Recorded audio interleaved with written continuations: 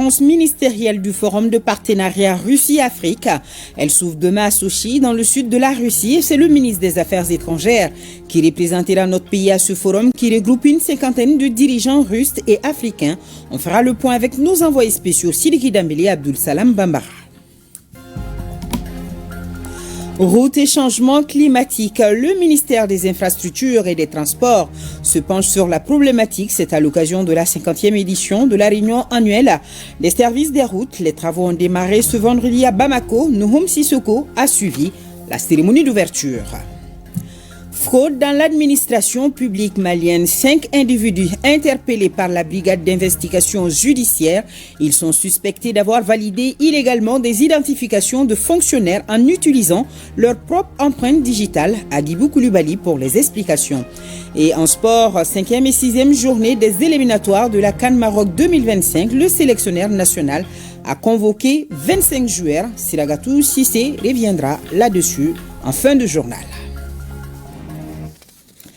Nous sommes vendredi 8 novembre. Merci de nous rejoindre et bienvenue aux informations. Carnet d'audience du chef du gouvernement, la Confédération syndicale des travailleurs du Mali, CSTM, l'Union malienne des aveugles, UMAV et l'association Sauvons le fleuve Niger, reçus. Globalement, les uns et les autres sont venus apporter leur soutien aux autorités de la transition. Reportage Mamari Kone, Aliou Touré. Confédération syndicale des travailleurs du Mali, CSTM, c'est un acteur de l'avènement de la transition en cours qui est reçu à la primature. Amadoun Amiogino et ses camarades sont venus réaffirmer leur soutien aux autorités de la transition avant de s'exprimer sur la mise en place du Conseil national du dialogue social ainsi que le pacte de stabilité sociale et de croissance signé en août 2023. Nous regrettons deux choses. À la date d'aujourd'hui, il n'y a aucune structure de dialogue social permettant de prévenir, encore moins de gérer l'effet de grève. Il n'y en a pas depuis la signature du pacte de stabilité. Le secrétaire général de la CSTM a évoqué pêle-mêle les problèmes que rencontrent ces syndiqués dans certains services. En réponse, le Premier ministre a reconnu et salué le rôle historique joué par les centrales syndicales actrices du changement dans la stabilisation de notre pays. Moi, je vous félicite pour cette démarche. Je trouve que c'est une démarche responsable. La même chose pour les autres syndicats. N'oubliez jamais que vous êtes en train d'écrire la nouvelle histoire du Mali. Que la stabilité du Mali, ce n'est pas seulement les politiques qu'on parle beaucoup, mais c'est vous, les syndicats et l'armée. Le Premier ministre a également reçu une délégation de l'Union malienne des aveugles, UMAV. À travers cette rencontre, l'UMAV est venu saluer les autorités de la transition pour les résultats obtenus avant de solliciter le soutien du Premier ministre dans la commercialisation des produits de l'UMAV et en particulier les crêpes fabriquées ainsi que dans la prise en charge des frais de fonctionnement et l'alimentation des pensionnaires. La première contrainte chez l'Union malienne des aveugles, c'est le recul des partenaires. Beaucoup de nos partenaires sont partis. Ce qui fait que l'UMAV, qui est reconnu d'utilité publique et qui existe il y a plus de 50 ans, a des difficultés à faire face à ces devoirs régaliens. Et j'aurai un document qui va servir de base. C'est ce document qui va être transmis in extenso au ministère de l'Éducation nationale, au ministère du Développement social, avec obligation de suite à donner. Et pour donner cette suite, j'imagine qu'ils vont parler avec vous. Et en fonction de ça, moi je vais en parler avec qui des trois pour voir exactement qu'est-ce qui peut être fait. Parce qu'on est en train de faire beaucoup pour les personnes atteintes par les handicaps.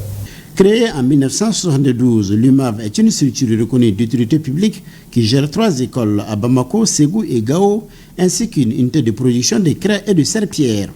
C'est l'association Sauvons le fleuve Niger qui a bouclé les carnets d'audience de ce jeudi. Elle est venue échanger avec le chef du gouvernement sur les enjeux de la préservation du fleuve Niger avec en toile de fond un plaidoyer pour l'application de la loi en vigueur pour la protection du bassin du fleuve Niger. Maintenant, l'objectif principal qui nous amène aujourd'hui, Monsieur le Premier ministre, c'est d'abord l'application de la loi 10-028 du 12 juin 2010. Nous avons constaté de Kabbalah à Morouba beaucoup plus de 680 maisons qui sont construites sur les berges du fleuve et dans le lit du fleuve. Le Premier ministre a salué la démarche de l'association et lui a assuré le soutien du gouvernement pour l'atteinte des objectifs de protection du fleuve Niger. Vous, nous, les autres, dans quelques années, on ne sera pas là, mais le fleuve, lui, il reste. Donc je voudrais vous féliciter d'abord pour cette conscience aiguë du sens de l'histoire, du sens des intérêts profonds, des intérêts fondamentaux de notre peuple. Votre association, vous n'imaginez pas, vous écrivez le Mali. Mais la question de sauver le fleuve Niger, aujourd'hui, c'est sauver le Mali. Créée en 2016, l'association Sauvons le fleuve Niger entend contribuer à l'amélioration des conditions de vie des populations riveraines, contribuer au désensablement du fleuve Niger et à la protection de l'environnement. Le Mali participera à la première conférence ministérielle du Forum de partenariat Russie-Afrique qui s'ouvre demain à Sochi, dans le sud de la Russie. Le ministre des Affaires étrangères et de la coopération internationale, à la tête d'une délégation, est déjà sur place. Ce forum qui regroupe une cinquantaine de dirigeants russes et africains sera l'occasion de faire le point des recommandations du dernier sommet Russie-Afrique afin de renforcer davantage le partenariat. On fait le point avec nos envoyés spéciaux Siriki Dambélé et Abdul Salam Bamara. Promouvoir un monde multipolaire avec des partenaires africains, voilà tout l'enjeu de cette première conférence ministérielle Russie-Afrique qui s'ouvre ce samedi à Sochi, dans le sud de la Russie. Plus de 1500 participants, dont une cinquantaine de ministres, sont enregistrés. Le Mali est représenté par les ministres des Affaires étrangères et de la coopération internationale, Abdoulaye Diop, qui participera aux 19 tables rondes et événements thématiques pendant les 2 jours. Des thématiques qui portent entre autres sur la lutte contre le terrorisme, la coopération dans le domaine de la santé, de l'enseignement supérieur, de l'agriculture ou encore la formation d'un système international de sécurité de l'information. En somme, Moscou et ses partenaires africains veulent afficher à travers ce forum leur volonté partagée d'aller loin dans le renforcement du partenariat stratégique. Il faut rappeler que cette conférence ministérielle est une des recommandations du sommet Russie-Afrique tenu en juillet 2023 à Saint-Pétersbourg, sommet qui avait vu la participation du président de la transition, le général d'armée Assimi Goïta. Il faut ajouter que le ministre Abdoulaye Diop aura des tête-à-tête avec certains de ses homologues, dont Sergueï Lavrov, le chef de la diplomatie russe. Nouakchott plus 10, les travaux ont pris fin ce matin en Mauritanie. Une déclaration générale a été présentée. Les principaux points contenus sont entre autres la gestion sécurisée de la transhumance, apaiser l'implication du public et du privé dans le pastoralisme au Sahel et les pays côtiers et le développement des chaînes de valeur dans les filières bétail, viande et lait. Nos envoyés spéciaux sont Djeliman Diabaté et Suleiman Kenza Sidibé. La déclaration de Nouakchott engage les autorités des États du Sahel à inscrire désormais la donne du pastoralisme dans les politiques publiques de développement. Mieux, la déclaration les invite à l'émergence d'une économie du pastoralisme, toutes choses devant déboucher sur la création d'emplois, la création de ressources pour tous les acteurs, tout en luttant contre l'extrême pauvreté dans nos contrées. Il y a eu des infrastructures d'accès au marché, telles que le marché à bétail, des étals de boucherie, et des unités de séchage, de transformation de lait. Donc, c'est vraiment des infrastructures d'accès au marché aussi qui ont été réalisées. Il y a eu l'inclusion sociale des femmes et des jeunes à travers le financement des activités génératrices de revenus et aussi même des financements des sous-projets chaînes de valeur. À l'aune de cette démarche volontaire, il y a la sécurité, d'où la nécessité d'une prise de conscience globale pour faire face à la chaînite ou du machin sécuritaire. Notre espace, notamment de la Confédération AES aujourd'hui, est en proie au terrorisme. Donc pour ces États, le parcours reste à faire. Parce que on comprend cette insécurité, comment elle est créée, et on connaît qui est derrière.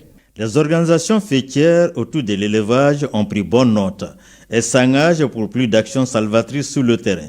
Les maladies au niveau de nos animaux qu'il faut maîtriser, mais aussi et surtout par rapport aux perspectives, il faut un engagement fort de tous les États et de tous les partenaires techniques et financiers. Vous avez vu que tous les partenaires techniques et financiers se sont engagés à accompagner le Mali. Il faut saluer les organisations, les fêtières, les interprofessions qui nous ont accompagnés et qui sont là, qui ont dit leurs mots et qui ont des problèmes qu'il faut résoudre.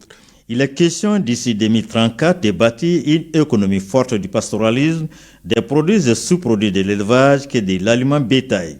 Certains préconisent la mise en place d'un circuit de production et de distribution des plantes fourragères dans nos pays.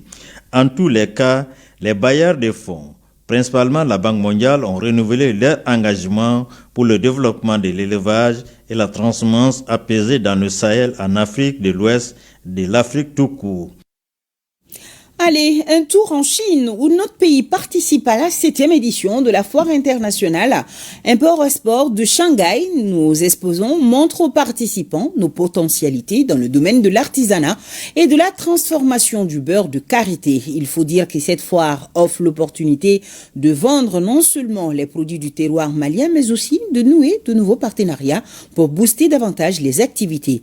Faisons un tour au pavillon du Mali où notre envoyé spécial Bourama Traoré a rencontré 2 exposants maliens. Découvrons ensemble leurs produits. L'un évolue dans le domaine de l'artisanat, l'autre dans le cosmétique, mais tous les deux partagent la même volonté, mieux vendre la destination Mali. À la 7e édition de la foire internationale Import et Export de la Chine, ils exposent leurs produits. Assey Touré mène une opération de séduction auprès de la clientèle chinoise. De l'originalité à la qualité des produits exposés, il ne manque point d'arguments pour convaincre les visiteurs. Notre l'art malien est sollicité ici en Chine parce qu'ils ont trouvé que vraiment le Mali c'est un grand pays, les vieux pays aussi, parce que tous les produits qu'on a sont des produits qui sont vraiment très très anciens. Des produits dont certains seraient vieux de 2000 ans et même plus. Donc expliquer, c'est faire comprendre et réaliser des profits. C'est à ce triple exercice que se livre cet artisan malien à la foire internationale de Shanghai. Il y a les perles des pays antiques romains qu'on trouve au sol malien. Il y a les perles aussi qui étaient utilisées le moment de commerce triangulaire. Ça c'est vers 15e, 16e, 17e siècle. Qu'ils ont changé avec les esclaves, tout ça là. Mali, on a tout ça, ce qu'on ne trouve pas dans les autres pays africains. Dans un autre bâtiment sur le même site, s'active Amadou Tira. Il est donc à sa 5e participation à la foire de Shanghai. Spécialisé dans la transformation du beurre de karité, il propose aux visiteurs 3 sortes de produits. Ça c'est du beurre de karité naturel, et ça c'est du beurre de karité et du coconut mélangé. Et il y a aussi le savon qu'on appelle le savon noir. J'ai aussi amené du savon naturel aussi. C'est fait à base du beurre de karité. En 5 participations, il affirme tirer profit de ce rendez-vous annuel entre producteurs et consommateurs et d'assurer que l'ouverture du marché chinois aux produits africains est bien une réalité. Vraiment, chaque année, je vis avec ces 3 produits, ça marche beaucoup. Les Chinois aiment beaucoup parce que les trucs maintenant en Chine, ça se vend. Je peux avoir beaucoup de clients. Après cette foire, ils vont me contacter, ils me font des commandes et je leur envoie. Chaque année, l'accent est mis sur l'Afrique. Ça, je ne vous mens pas. Ça, c'est chaque année. Il y a à peu près 26 bâtiments. Chaque bâtiment, il y a un pays africain là-dedans. La 7e foire internationale de Shanghai accueille plus de 400 000 participants venus de 152 pays, régions et organisations internationales. Pendant 5 jours, elle offre une opportunité aux entreprises d'étendre leurs activités sur un marché mondial dynamique et en pleine croissance. Retour à l'actualité nationale, route et changement climatique. Le ministère des Infrastructures et des Transports se penche sur la problématique. C'est à l'occasion de la 50e édition de la réunion annuelle des services des routes. Les travaux ont démarré ce vendredi à Bamako. À l'ordre du jour également, le bilan des réalisations de 2024, l'identification des difficultés rencontrées et le programme d'activité de l'exercice 2025. Nouhoum Sissoko. Cette 50e réunion annuelle des services des routes passe en revue les réalisations de 2024 et les difficultés qui l'ont émaillé. Il s'agit surtout des phénomènes météorologiques ayant causé d'importants dégâts sur les axes routiers, les ouvrages d'art et d'assainissement, provoquant même par endroits l'arrêt momentané du trafic routier. En dépit des contraintes tantôt citées, l'année 2024 a été marquée par la réalisation des actions ci-après.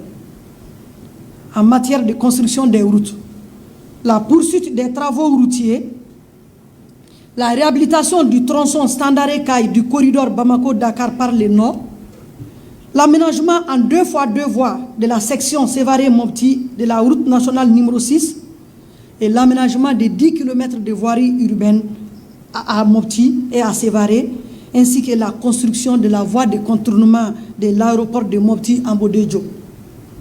L'aménagement et l'élargissement du tronçon urbain de la pénétrante RN27 Bamako-Koulikoro à l'intérieur de Bamako.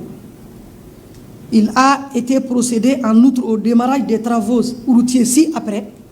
L'aménagement en 2x2 voies de la section Bamako-Koulouba-Kati de la RR9, de la bretelle d'accès à l'hôpital du Pongé, de 7 km de voirie à Kati et de la section rond-point GMS Samé en 2x2. La construction et le bitumage de l'O2 Léré Nyafungé, tronçon Léré Sumpi. En matière d'entretien des routes, la continuation de la mise en œuvre du programme des travaux d'entretien des routes d'intérêt national des régions et du district de Bamako sur un linéaire total de 5483 km, dont 4562 km de routes revêtues et 921 km de routes en terre, pour un montant total d'environ 16 milliards 926 millions 632 148 francs CFA. Sur le financement du fonds d'entretien routier, le taux de réalisation du programme s'élève à 45,02%. Quant à l'année 2025, elle prévoit les travaux d'envergure et le redémarrage d'importants projets routiers, selon le ministre des Transports et des Infrastructures. Il est en outre attendu en 2025 la signature de l'accord de prêt avec la Banque mondiale pour le financement de l'actualisation des études et des travaux de réhabilitation et reconstruction du tronçon Djema-Standaré. À ce titre, vous êtes appelés à poser un diagnostic, trouver des remèdes afin de réhabiliter et de renforcer notre réseau routier abîmé du fait du comportement humain et de la pluviométrie inédite. Nous voudrions réaffirmer notre engagement aux côtés des autorités maliennes à apporter notre accompagnement dans le secteur stratégique des transports, notamment dans le financement des infrastructures du pays, à même de soutenir la croissance et le développement.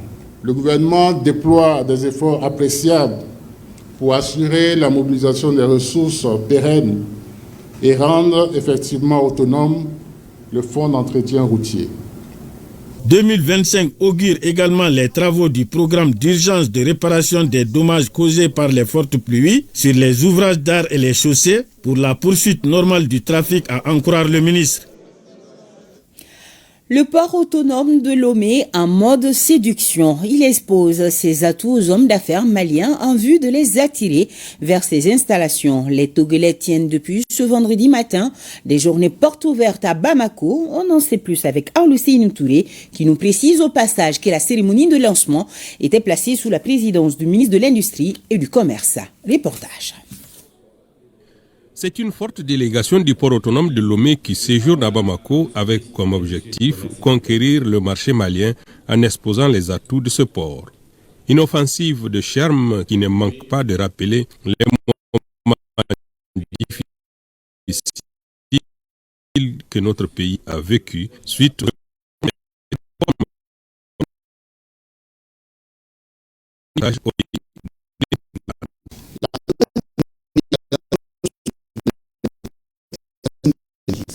et le paiement en ligne des factures a contribué à améliorer la fluidité des opérations, à réduire significativement les délais de traitement et à offrir une transparence sans précédent dans l'ensemble du processus. Nous vous rassurons que la communauté portuaire de Lomé est animée d'une volonté inébranlable de mettre tout en œuvre pour répondre au mieux à vos attentes. Les Maliens ne demandent que cela et espèrent un partenariat gagnant-gagnant. Vous avez vraiment à faire des propositions, comme on l'a dit, très alléchantes aux opérateurs maliens. Pourquoi pas demain, pourquoi pas aujourd'hui, on va retourner vraiment vers ce port-là. C'est un port vraiment d'amis. Et vous êtes là aujourd'hui, ce matin, pour témoigner cette grande amitié. Le port de Lomé est un port qui s'implique pour protéger les opérateurs économiques qui viennent à leur port pour pouvoir permettre à ce qu'ils ne soient pas souvent frappés par des abus des compagnies.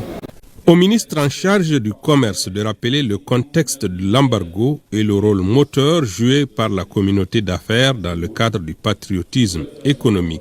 Les atouts du port autonome, dira-t-il, ne sont pas à négliger.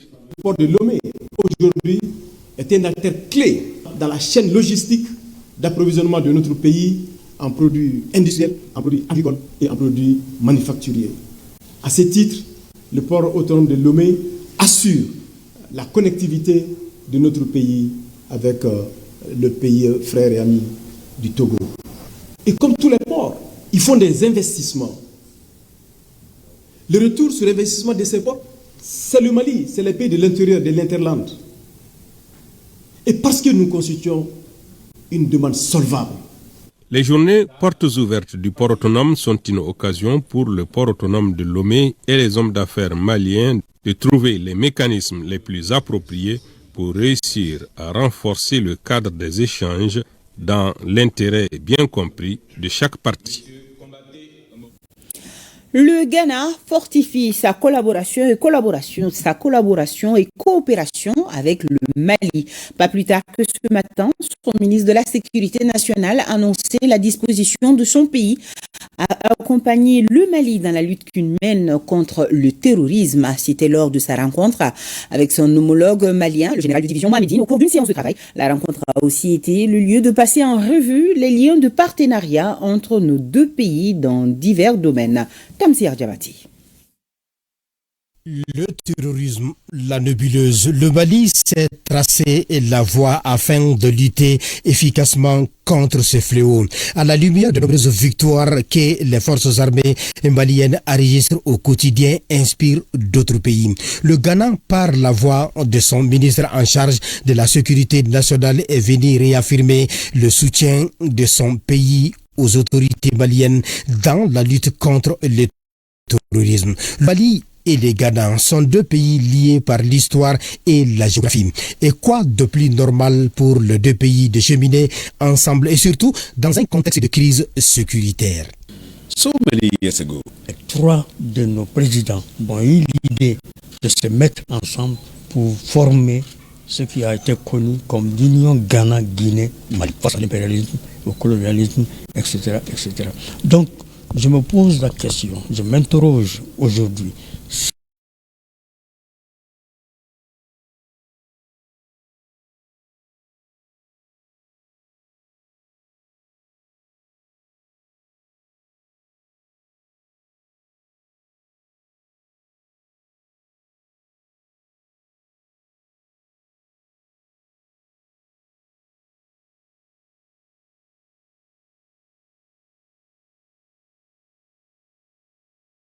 Si nous ne devons pas ensemble se mettre ensemble pour mutualiser nos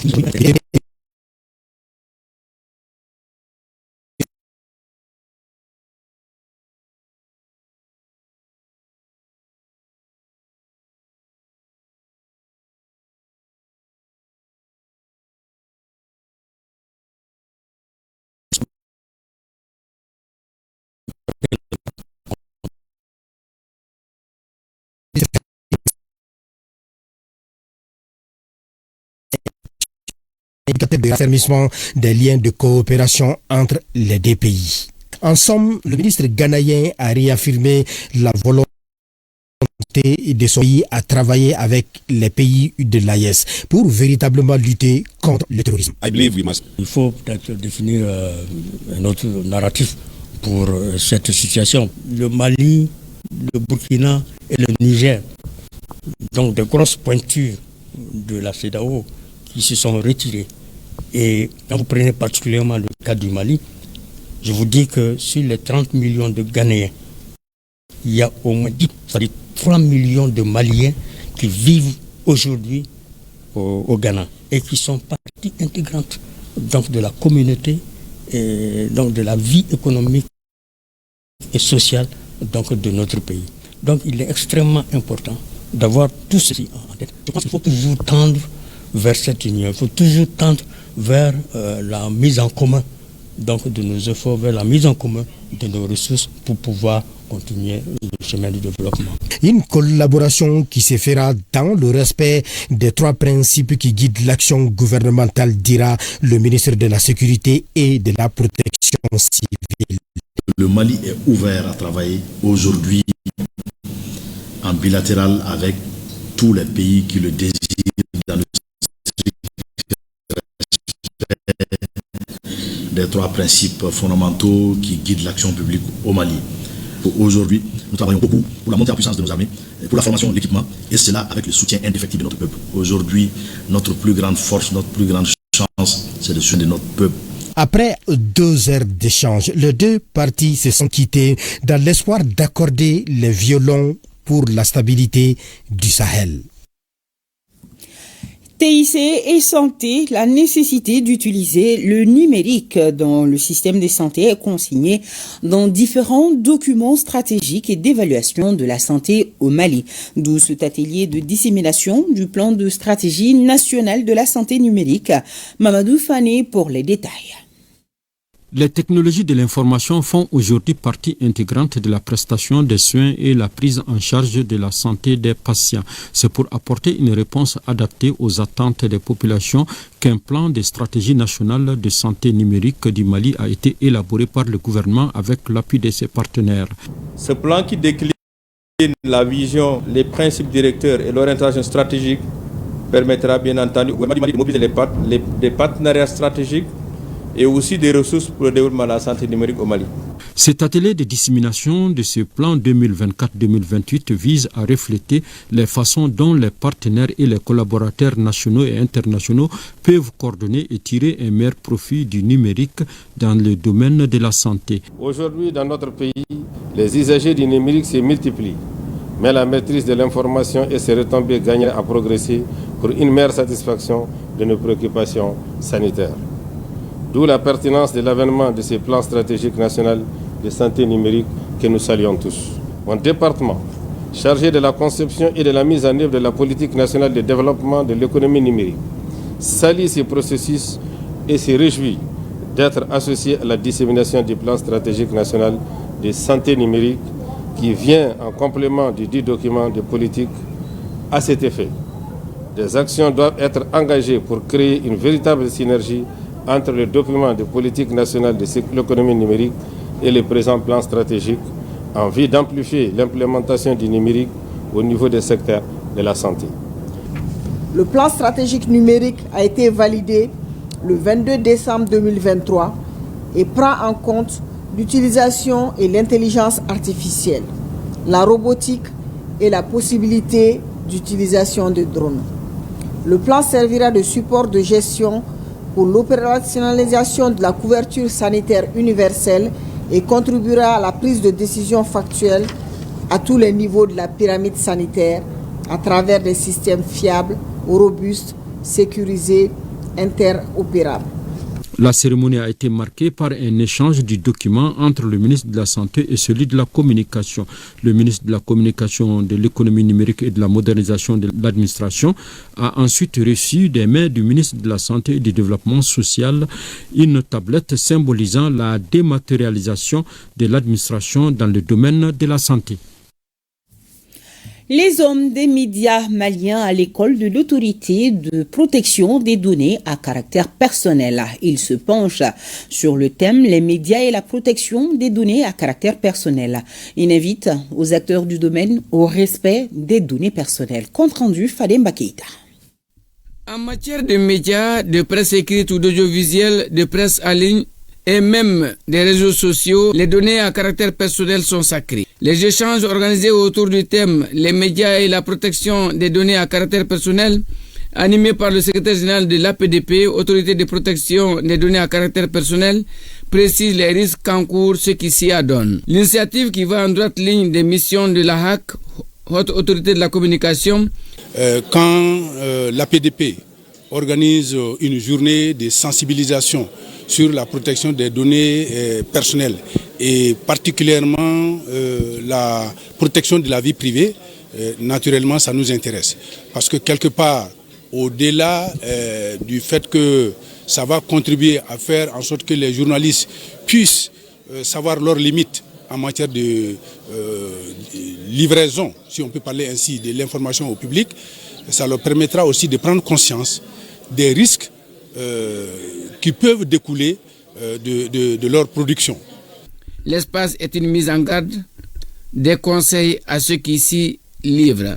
Il s'agit en fait donc d'une séance d'information et de sensibilisation sur le droit de la protection des données personnelles.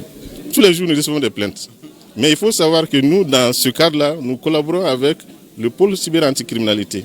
Tout ce qui est dans le cadre qui dépasse une certaine limite, soit le pôle anti-cybercriminalité se saisit parce qu'il s'agit d'infractions en ligne, ou un support électronique, ou nous, s'il s'agit en fait de violations simples de protection des données, nous sommes compétents. La session de sensibilisation et d'information des médias en cours est juste un rappel des dérives et dérogations courantes. Fraude dans l'administration publique malienne, 5 individus interpellés par la brigade d'investigation judiciaire. Ils sont suspectés d'avoir validé illégalement des identifications de fonctionnaires en utilisant leur propre empreinte digitale. Cette opération, qui est d'ailleurs un joli coup de filet, marque un pas important dans la lutte contre la corruption au sein de l'administration. Agoubou Koulibaly pour plus d'explications. La brigade d'investigation judiciaire, toujours à l'œuvre. Elle vient de procéder à l'arrestation de 5 personnes. Selon les informations recueillies, les suspects auraient détourné le processus de validation en substituant leurs empreintes digitales à celles des véritables fonctionnaires. Donc le 5 novembre 2024, aux environs de 17h, la BIJ a procédé à l'interpellation de 5 individus suspectés d'avoir frauduleusement validé des procédures d'identification en violation flagrante de la procédure soumise à cet effet. Suite aux instructions de nos chefs et après un compte rendu au procureur du pôle national économique et financier, une enquête a été ouverte. Il convient de rappeler que le 2 octobre 2024, les données issues du contrôle du système intégré de gestion des ressources humaines des fonctions publiques de l'État et des collectivités ont été analysées en vue d'une corrélation avec les données des agents émargeant au budget de l'État. Cette pratique frauduleuse visait à valider des procédures sans le consentement des personnes concernées, compromettant ainsi l'intégrité du système de gestion des ressources humaines de l'État. Le commandant Diakité a expliqué les modalités de cette opération, insistant sur le fait que de tels actes ne sauraient rester impunis. 2 méthodes étaient utilisées par les agents chargés du contrôle pour l'identification physique des fonctionnaires, à savoir le contrôle avec la NINA, la carte NINA, et le contrôle sans la carte NINA. À cet effet, des procédures rigoureuses de validation des données étaient définies pour chacune des méthodes utilisées. C'est là pour préserver la fiabilité du système en vue de lutter contre les fraudes. Au terme de notre enquête, il a été établi que 5 individus, les 5 là, donc 4 relèvent de la direction des ressources humaines du ministère de l'Éducation, un relevant de la direction des ressources humaines du ministère de la Justice, ont frauduleusement validé 122 procédures d'identification de fonctionnaires en violation de la procédure édictée à cet effet. Les intéressés seront présentés au procureur du pôle économique et financier pour compétence. Cette interpellation reflète l'engagement des autorités judiciaires maliennes à renforcer la transparence et la crédibilité de l'administration publique. Au programme de la matinée de la 8e journée de l'école de la citoyenneté, 2 panels animés par le ministre de la Santé et du Développement social et celui de l'économie et des finances. Les thèmes ont trait aux grandes réformes faites par l'État au niveau de ces 2 départements. Boubacar Bablé Touré était sur place. 2 ministres du gouvernement face aux jeunes pour le compte de la 8e journée de l'école de la citoyenneté. Chacun dans son domaine, les ministres en charge de la santé et celui de l'économie et des finances se sont prêtés à un exercice citoyen, celui d'un partage d'expériences sur des thématiques en lien avec leur département. Le premier panel a porté sur les grandes réformes dans le secteur de la santé. Sur la question, le ministre Touré a répondu à une batterie d'interrogations sur la gratuité de certaines prestations comme la césarienne, la gestion de la Covid, le mauvais comportement de certains agents de santé. Je suis vraiment très rassurée, très contente de ces jeunes qui sont vraiment engagés. Nous comptons sur eux et ils doivent être des exemples pour que le Mali croit. Madame le ministre de la Santé, elle a été très claire par rapport à la politique gouvernementale. Aujourd'hui, la vision du gouvernement, c'est pour garantir la santé de tout être humain malien sur le territoire du Mali, en prévenant également, en menant des actions de prévention. Le deuxième panel de la matinée a trait également aux grandes réformes prioritaires opérées par l'État pour la stabilité économique de notre pays. Le Mali sera-t-il un pays émergent dans 10 ans? La lecture du code minier, la gestion de la période d'embargo sont autant de questions posées par les participants. Nous sommes venus à une époque où c'est la globalisation, c'est la mondialisation. Donc c'est des forces qui viennent, qui veulent avoir tout ce dont ils ont besoin. Les ressources naturelles, les produits agricoles, même la main-d'œuvre intellectuelle. On veut tout enlever de nos pays. Et nous, tout ce que nous revendiquons, c'est de rester nous-mêmes, de développer ce pays, d'être considérés dans le concert des nations un jour. Donc il y a ce combat qui est permanent, qui est là. Et il faut qu'eux, ils soient en hauteur de mission pour pouvoir nous aider et nous accompagner. Même les décisions politiques que nous allons adopter, il faut que la population soit capable de comprendre pourquoi ils nous font souffrir aujourd'hui par telle décision. C'est parce que c'est pour que demain ils puissent avoir le résultat. Après ce que j'ai appris ici, je serai engagé à 100% pour défendre le Mali parce que chaque Malien doit apporter sa pierre anglaise pour construire ce pays. Le cadre a été mis à profit par chacun des ministres pour rappeler aux participants que la ressource la plus importante pour le développement d'un pays est l'investissement humain et la jeunesse constitue un levier très important. Voilà, l'école de la citoyenneté. Direction CAI avec Madame le ministre de la Santé et du Développement social qui a visité quelques services relevant de son département, notamment l'unité de dialyse de l'hôpital régional Foussini-Dao. Kansoutou Kanouté, correspondance.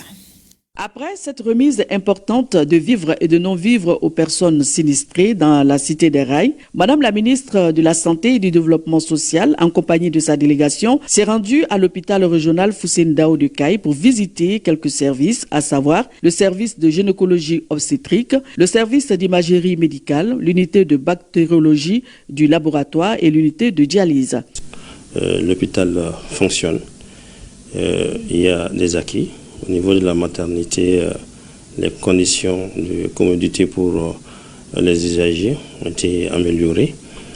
La grande difficulté à ce niveau demeure que le bloc au niveau de la maternité n'est pas fonctionnel à cause du problème de table d'anesthésie. Également, nous avons un déficit également en anesthésiste. Également au niveau du service d'imagerie médicale, le plateau a été significativement amélioré. Il y a le scanner qui fonctionne. Il y a également l'appareil de mammographie qui a été installé. Nous sommes venus à l'hôpital Foussini-Dao pour voir l'état des lieux, nous imprégner des difficultés et voir les acquis et les équipements qu'on a eu à donner et voir comment les choses évoluent. Nous avons visité un certain nombre de services et nous avons noté les problèmes et on reviendra avec des solutions. Et le plus important, nous venons de visiter le centre de dialyse qui a été inauguré il y a quelques mois, qui a été gracieusement offert par le président de la transition. Donc on voit que c'est venu à point nommé. Cette unité d'hémodialyse vient combler le déficit de centres d'hémodialyse dans la région. Selon les statistiques, plus de 6000 séances de dialyse ont été effectuées. 91 patients sont suivis. Dès l'ouverture de l'unité de dialyse à Sézou, nous sommes à 6555 séances de dialyse effectuées. Donc ceci constitue une charge considérable que l'État est en train de supporter. Seulement en 2024, l'État a mis à disposition une somme de 190 millions donc pour prendre en charge les intrants de dialyse, ce qui fait beaucoup d'argent.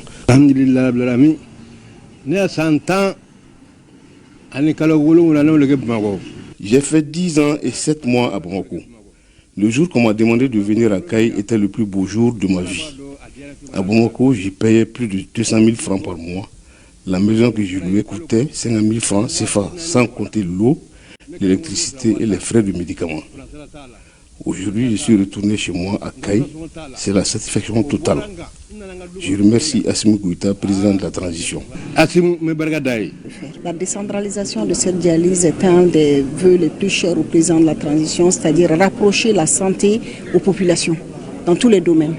Et déjà, de 3, pendant cette transition, nous sommes passés à 8 centres de dialyse et je pense qu'on va encore continuer. Les populations sont satisfaites, il y a eu des témoignages, on a vu beaucoup de choses et le personnel soignant aussi ne se plaint pas trop. Mais on a des problèmes de ressources humaines qu'on va essayer de corriger avec le temps. Faire de l'hôpital Foussendao de Caille un hôpital performant au service de la population, telle est la vision du directeur général du dit hôpital. Retour à Bamako, je vous amène à la rencontre des femmes entrepreneurs, une véritable pépite d'or. Elles sont rassemblées sur le même lieu, le CICB, et sont disponibles en même temps. Une prouesse rendue possible grâce au réseau Féminia qui organise son salon de l'entrepreneuriat féminin de Bamako pour la 6e fois. Cette édition s'étend sur 4 jours. Plus de 150 exposantes et 3000 visiteurs y prennent part. Accompagnement de l'entrepreneuriat féminin, état des lieux, défis et perspectives. C'est le thème retenu. Le Sénégal est le pays invité d'honneur, nous dit Sokona Kamisoko. Les femmes entrepreneurs à l'honneur au Centre international de conférence de Bamako. Cela s'appelle l'entrepreneuriat féminin de Bamako, 6e édition. Un rendez-vous de 4 jours à dimension africaine qui enregistre la participation de 150 exposantes venues du Mali, du Niger, du Burkina Faso, du Cameroun, du Sénégal. Mieux, plus de 3000 visiteurs y sont attendus. Une initiative du réseau Féminia qui s'inscrit dans une logique, celle de contribuer à booster le climat des affaires qui tourne au ralenti. Le thème choisi de cette année, accompagnement de l'entrepreneuriat féminin, état des lieux, défis et perspectives. Le choix de ces thèmes traduit notre volonté de passer des paroles aux actes, de transformer nos aspirations en actions concrètes pour que chaque femme entrepreneur puisse trouver dans ce salon non seulement l'inspiration, mais aussi les outils et le soutien dont elle a besoin pour progresser. Pour cette édition, c'est le Sénégal qui a été choisi comme invité d'honneur. Les organisatrices, vraiment, chapeau pour eux en tout cas. Et ça nous permet aussi d'échanger entre femmes entrepreneurs au Mali et femmes entrepreneurs de Dakar. Reconnaissance du mérite. Cette cérémonie d'ouverture a vu décerner des attestations à certains partenaires qui s'investissent pour la promotion de l'entrepreneuriat féminin au Mali. Les fonds d'appui à l'autonomisation et à l'épanouissement de l'enfant et de la femme, un service du ministère de la promotion de la femme, de l'enfant et de la famille, dispose d'un guichet entrepreneuriat dont l'objectif est de soutenir les initiatives féminines, d'accompagner les femmes entrepreneurs en vue de leur offrir plus d'opportunités. Ceci témoigne de l'engagement du ministère de la promotion de la femme, de l'enfant et de la famille à œuvrer pour le développement de ces secteurs ô combien important. Il s'agit là d'une véritable opportunité d'affaires pour des dizaines de femmes qui volent de leurs propres ailes en faisant carrière dans l'entrepreneuriat. Des femmes évoluant dans divers secteurs d'activité dans le seul but d'assurer leur autonomisation. Et ça se passe au CICB. Les remises d'attestation aux récipiendaires de la formation organisée par le projet Before You Go, une initiative qui lutte contre l'immigration clandestine. Le ministre des Maliens établi à l'extérieur et de l'intégration africaine a présidé la cérémonie, nous précise Youssouf Diakité.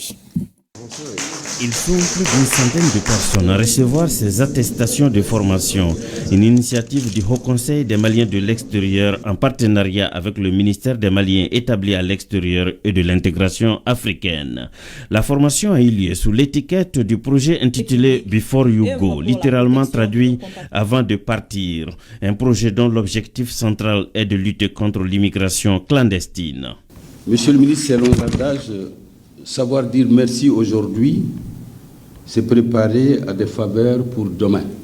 C'est pourquoi je voudrais faire un témoignage de votre nomination à nos jours. Vous avez été disponible pour nous. Vous nous avez accompagnés. Vous nous avez appuyés et soutenus. Nous vous en félicitons et nous nous félicitons de tous vos efforts qui sont révélateurs du respect et de la considération que vous nous avez portés. Sommes-nous surpris? Non. C'est dans le cadre d'un partenariat entre le Haut Conseil des Maliens de l'extérieur et l'ONG italienne Tamat. Je sais que ce projet c'était long, quelquefois un peu difficile, mais avec le support de l'autre conseil, on est sûr qu'on va continuer dans cette même route. Petit à petit, fur et à mesure, on va améliorer, on va les considérer comme un début. Et on espère atteindre tous les objectifs. Le ministre des Maliens établi à l'extérieur a particulièrement salué la pertinence d'une telle démarche qui cadre avec les missions de son département. Le ministre que je suis ne peut cacher sa satisfaction de participer à cette remise des attestations de fin de formation, surtout quand on a entendu le porte-parole parler en italien, qui n'en veut rien à celui de Madame la représentante de Tamat. La vision inclusive qui a prévalu tout au long du processus de formation et qui a rassemblé l'ensemble des acteurs de la migration professionnelle mérite que je félicite Monsieur le Président du Haut Conseil des Maliens de l'extérieur et l'ensemble de ses collaborateurs. Les différents orateurs ont souhaité la pérennisation des initiatives du genre.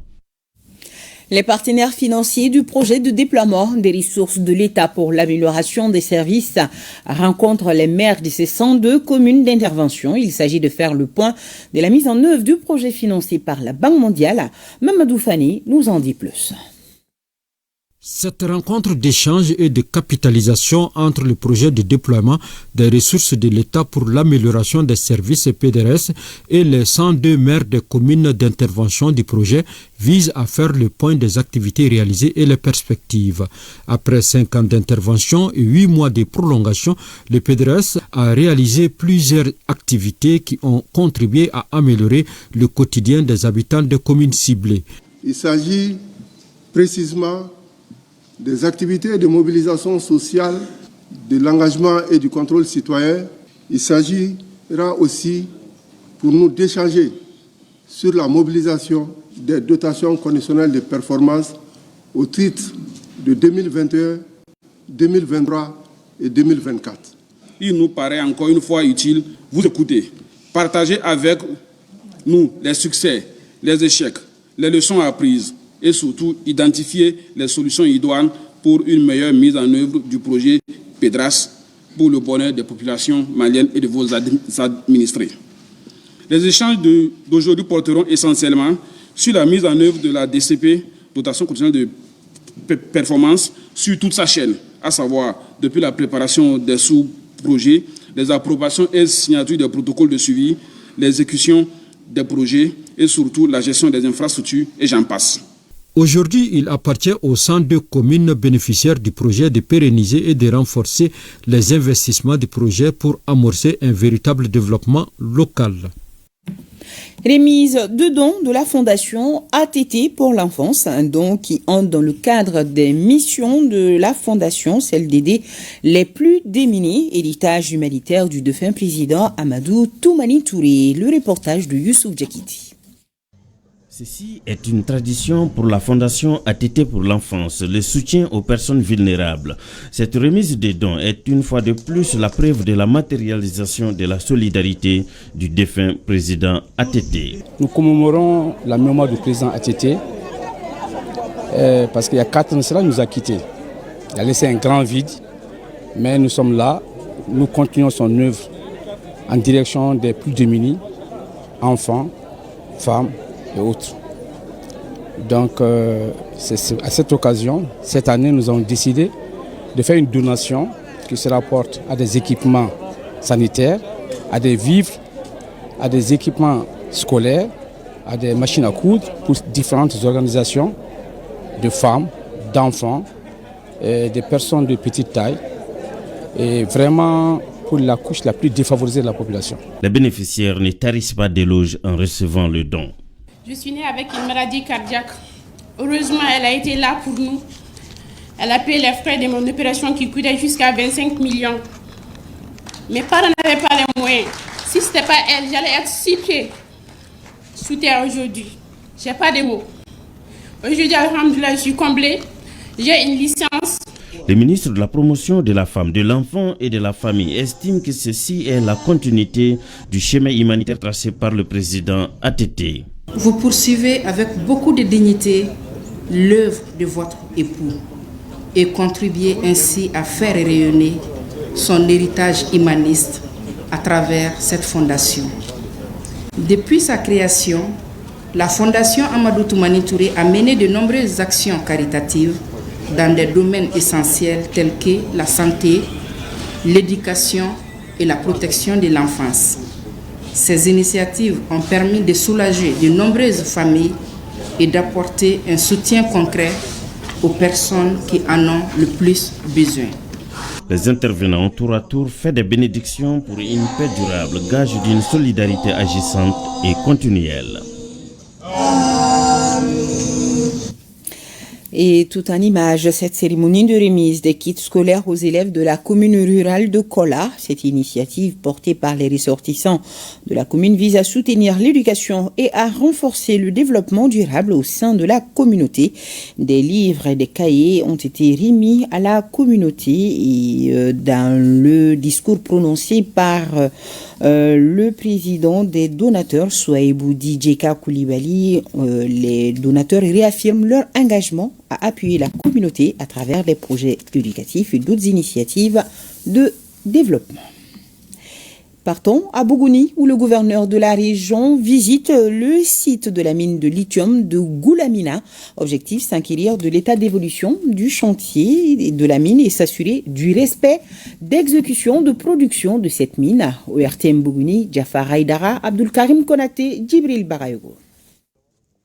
L'objectif de cette première visite du gouverneur de la région à la mine de lithium de Goulamina est de s'inquiéter de l'état d'avancement des travaux et échanger avec les responsables de la mine sur les difficultés et le démarrage imminent de la production qui doit voir le jour sous peu, selon le constat fait par le chef de l'exécutif régional. Il était important pour nous de venir voir l'état d'avancement des travaux en termes de réalisation et surtout pour voir de visu afin de nous rassurer si la phase de démarrage exécutif de la production du spodumène sera possible avant la fin de cette année. Nous avons cette visite et qui nous permet notamment de fournir des informations sur l'évolution des activités de construction ainsi que les perspectives en termes de démarrage de l'activité d'exploitation avant la fin de l'année 2024. Au cours de cette visite, le général de brigade Ousmane Wili a eu droit à une présentation sur les activités. Selon l'exposé,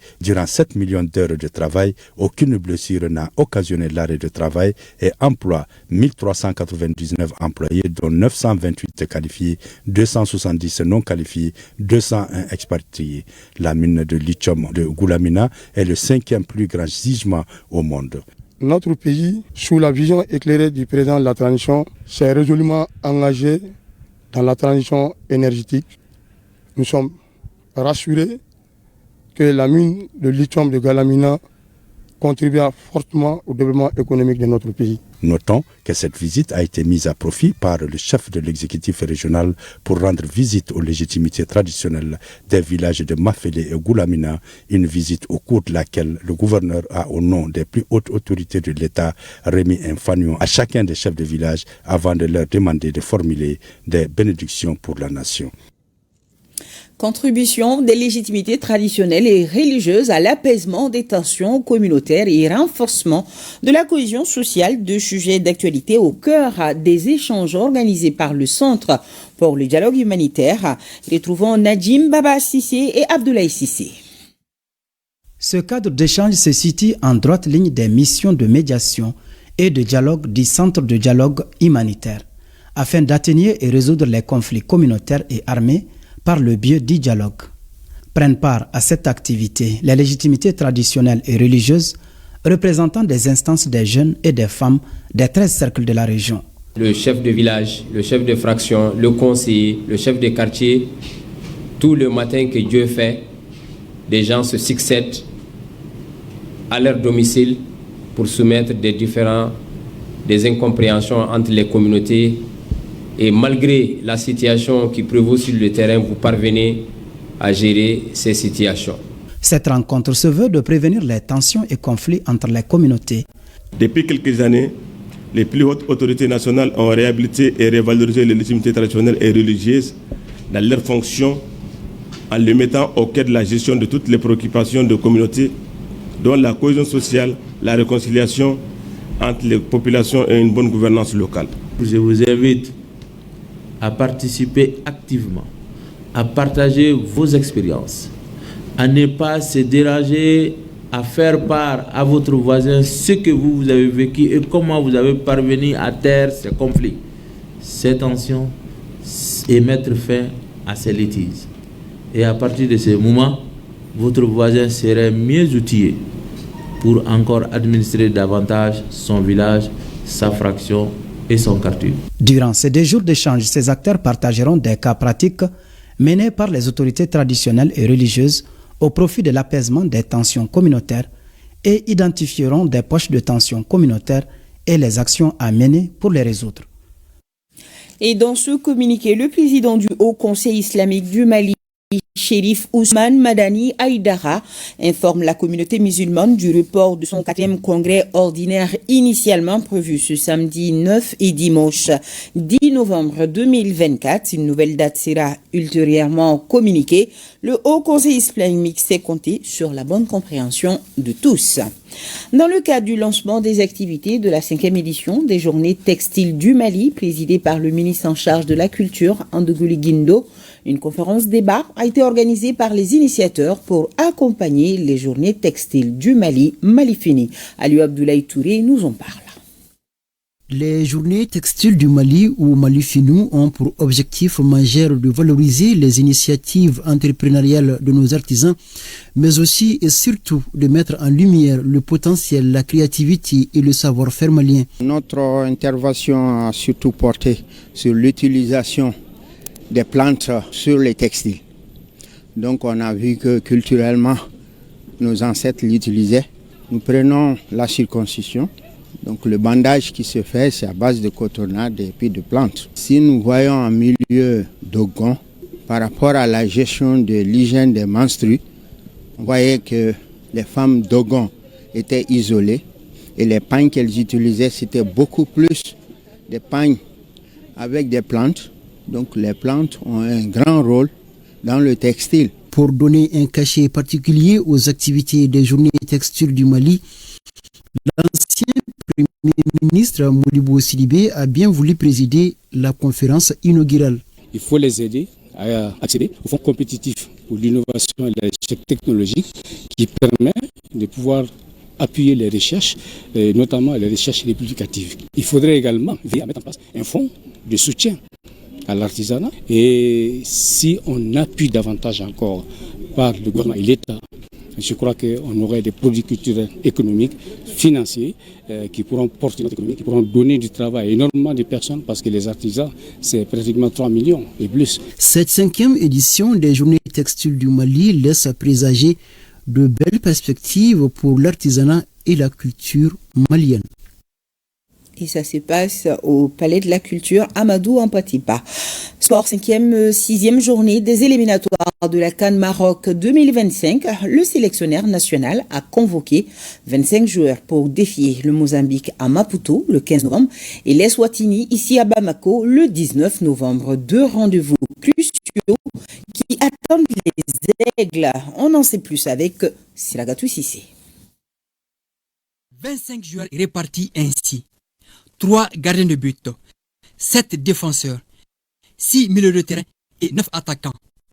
C'est l'ossature commando concoctée par le sélectionneur des Aigles du Mali, Tom Saint-Fit, pour affronter le Mozambique à Maputo le 15 novembre et l'Eswatini 4 jours plus tard à Bamako, au compte des 5e et 6e journées des éliminatoires de la CAN Maroc 2025.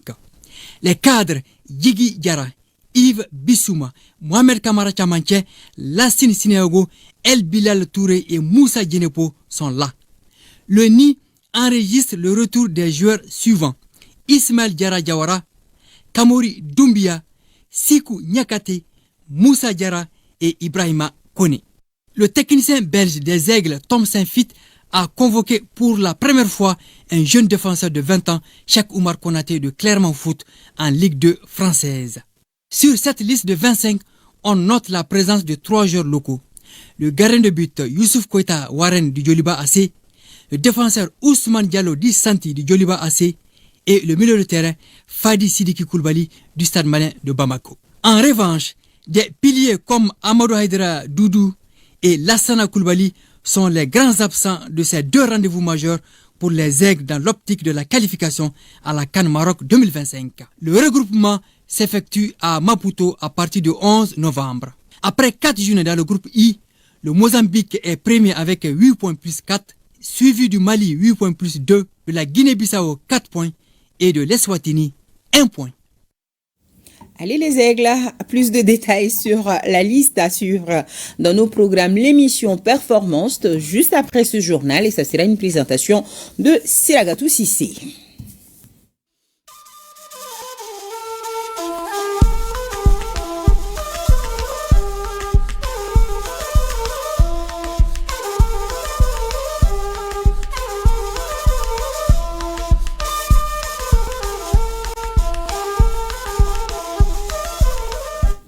Voyons ce lancement à Maga des travaux à haute intensité de main-d'œuvre et IMO. Il s'agit des travaux de curage des caniveaux, des nettoyages des espaces publics et de ramassage des ordures. Ces travaux pour le compte de l'année 2024 vont concerner 5 communes pour 150 brigadiers. Le film du lancement des travaux avec Franck Ouidrago et Mariama Tamboura. Brigadier de la ville de Manga à vos pelles et balais. Des coups de pelle qui marquent le démarrage officiel de la 2e phase des travaux à haute intensité de main-d'œuvre IMO. Un projet qui s'inscrit dans le cadre de l'initiative présidentielle pour le développement communautaire et vise à créer de l'emploi pour les jeunes et femmes en situation de vulnérabilité. Chaque brigadier a droit à une allocation qui est le SMIC 45 000 francs, mais nous faisons de l'épargne volontaire pour ces brigadiers. Comme on l'a si bien dit, c'est pour pouvoir contribuer en fait à la lutte contre le chômage. Au budget primitif, on avait budgétisé 8 millions pour mener cette activité. Mais je vais vous dire jusqu'à présent, on n'a pas pu avoir un prestataire parce que le montant était très minime. Donc c'est pour vous dire que ces mesures sociales-là viennent à point nommé pour nous arracher une épine du pied. Chacune des 5 communes concernées bénéficie de 150 brigadiers qui vont travailler par équipe de 25 et selon le programme journalier. Le ministre en charge des infrastructures et celui de l'habitat sont les chefs de l'équipe du jour. Le contexte que nous vivons, notamment l'insécurité, nous avons continué. Parce que ces travaux qui sont liés aux mesures sociales ont été entreprises depuis 2013. On l'avait interrompu, mais nous avons relancé en 2023 et ça a été un engouement total dans les villes et nous encourageons cela. On trouve que cela permet à nos frères et sœurs qui sont déscolarisés puissent avoir de l'emploi et vraiment entretenir leur famille. Nous, à notre niveau, nous sommes interpellés parce que d'autre part, nous sommes bénéficiaires. Et donc, en prenant cette initiative et en se basant vraiment sur les travaux de haute intensité de main-d'œuvre, ça nous permet de rattraper en tout cas un certain nombre de retards et ça va contribuer considérablement à améliorer le cadre de vie. Cette seconde phase dure 6 mois, de novembre 2024 à mai 2025. Elle va générer au total 800 emplois dans les villes bénéficiaires que sont Manga, Zignare, Koudougou, Banfora et Gawa.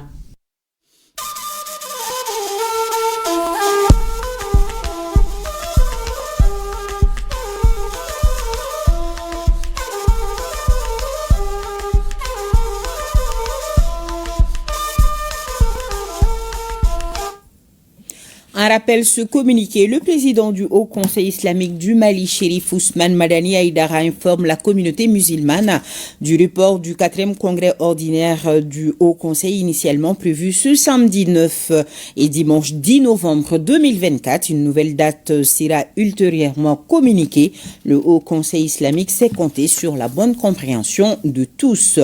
Un grand merci à la rédaction et à toute l'équipe de réalisation. Grand merci également à nos téléspectateurs de Goulamina, de Mafélé et de Bougouni. Je vous retrouve demain 20h, j'espère, et je vous souhaite un bon début de week-end en compagnie de nos programmes. Bonsoir.